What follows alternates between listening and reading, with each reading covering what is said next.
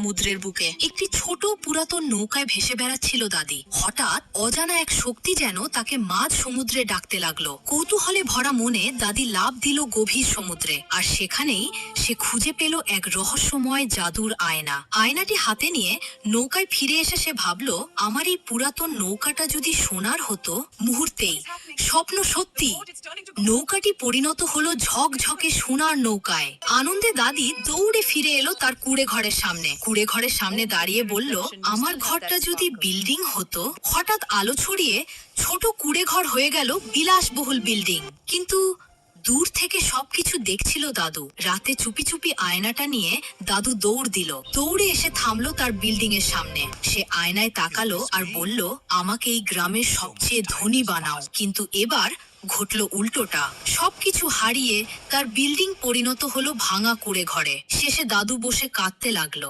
দিদার জন্য like, subscribe করুন এবং দাদুর জন্য কমেন্ট করুন। শান্ত